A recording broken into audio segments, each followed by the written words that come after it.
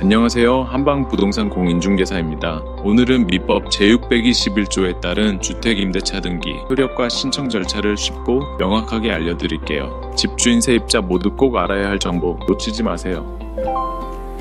먼저 주택임대차 등기의 핵심 효력부터 살펴볼까요?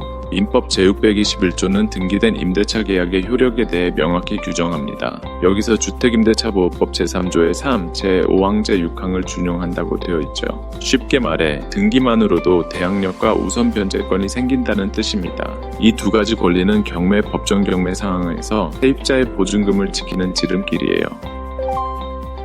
이제 실제 등기 신청 방법으로 넘어가 볼게요. 임차인이 임대인의 협조를 얻어 신청할 때 기본사항 외에 반드시 기재 첨부해야 할 것이 세 가지 있습니다. 첫째, 주민등록을 마친 날을 정확히 적어야 합니다. 둘째, 임차주택을 실제로 점유한 날도 꼭 기재해야 해요. 셋째, 계약서의 확정일자를 받은 날짜도 빠뜨리면 안 됩니다. 만약 임차한 곳이 주택의 일부라면 해당 부분을 나타내는 도면도 필수 첨부입니다.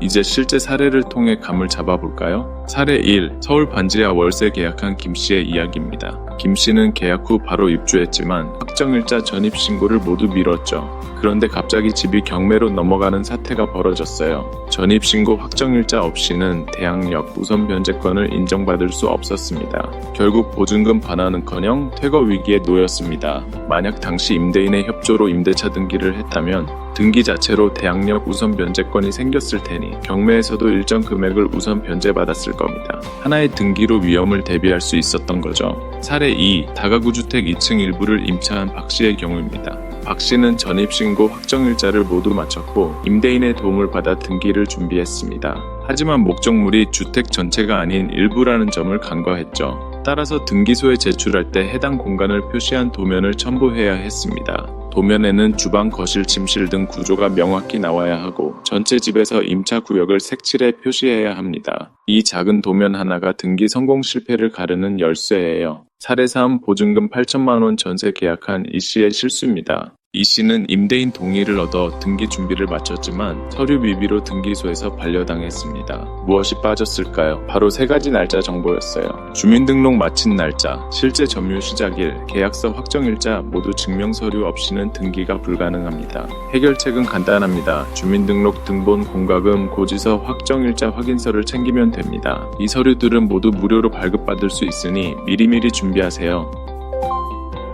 지금까지 주택임대차 등기의 효력과 신청 절차를 총정리했습니다. 핵심은 세 가지 날짜와 도면, 그리고 임대인의 협조예요. 등기만으로 대항력 우선 변제권이 생기므로 보증금 회수 가능성이 크게 높아집니다. 김씨, 박씨, 이씨, 사례처럼 작은 실수가 큰 손해로 이어질 수 있어요. 따라서 계약 직후 바로 등기 준비에 들어가는 것이 가장 현명한 방법입니다. 임차인 여러분, 오늘 알려드린 체크리스트를 반드시 메모해 두세요. 1. 주민등록 완료 날짜 확인, 주민등록 등본 발급. 2. 실제 입주일 확인, 공과금 고지서 보관. 3. 확정일자 받은 날짜 확인, 계약서, 확정일자 확인서 준비. 4. 주택 일부 임차 시 도면 제작 첨부. 5. 임대인 동의 받기 서면 동의서 확보. 이 5단계만 지켜도 등기 반려 걱정 없습니다. 유용했다면 구독, 좋아요 부탁드립니다.